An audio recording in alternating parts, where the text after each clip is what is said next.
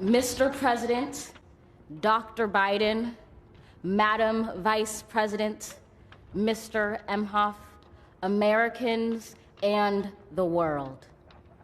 When day comes, we ask ourselves, where can we find light in this never-ending shade? The loss we carry, a sea we must wade. We've braved the belly of the beast.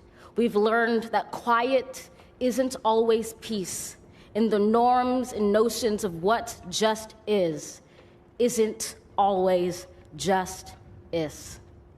And yet the dawn is ours before we knew it. Somehow we do it. Somehow we've weathered and witnessed a nation that isn't broken, but simply unfinished. We, the successors of a country and a time where a skinny black girl descended from slaves and raised by a single mother can dream of becoming president, only to find herself reciting for one.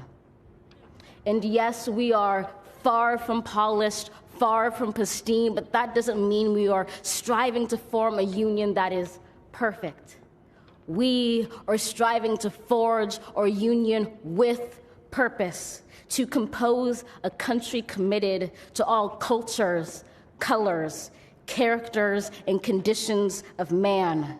And so we lift our gazes not to what stands between us, but what stands before us. We close the divide because we know to put our future first, we must first put our differences aside. We lay down our arms so we can reach out our arms to one another. We seek harm to none and harmony for all. Let the globe, if nothing else, say this is true.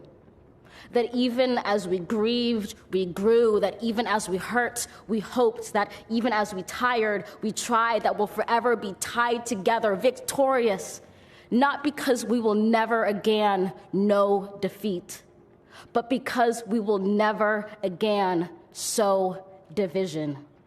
Scripture tells us to envision that everyone shall sit under their own vine and fig tree, and no one shall make them afraid.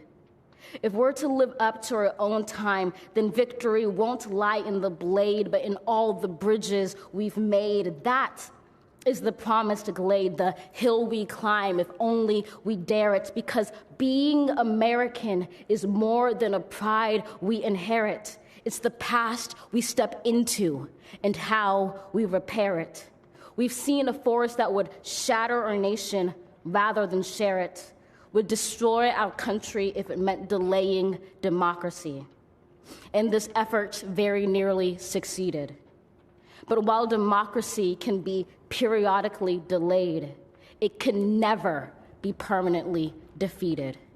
In this truth, in this faith we trust, for while we have our eyes on the future, history has its eyes on us. This is the era of just redemption. We feared it at its inception. We did not feel prepared to be the heirs of such a terrifying hour, but within it we found the power to author a new chapter, to offer hope and laughter to ourselves. So, while once we asked, how could we possibly prevail over catastrophe? Now we assert, how could catastrophe possibly prevail over us? We will not march back to what was, but move to what shall be, a country that is bruised but whole, benevolent but bold, fierce and free. We will not be turned around or interrupted by intimidation, because we know our inaction and inertia will be the inheritance of the next generation. Our blunders become their burdens. But one thing is certain: if we merge mercy with might and might with right, then love becomes our legacy and change our children's birthright.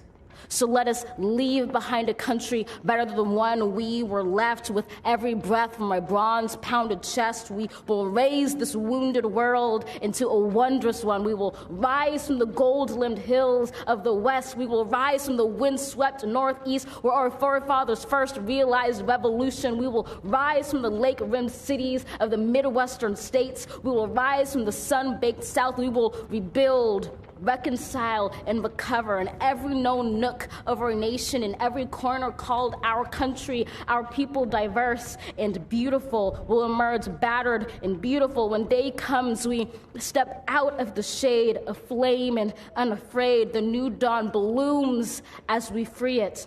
For there is always light, if only we're brave enough to see it, if only we're brave enough to be it.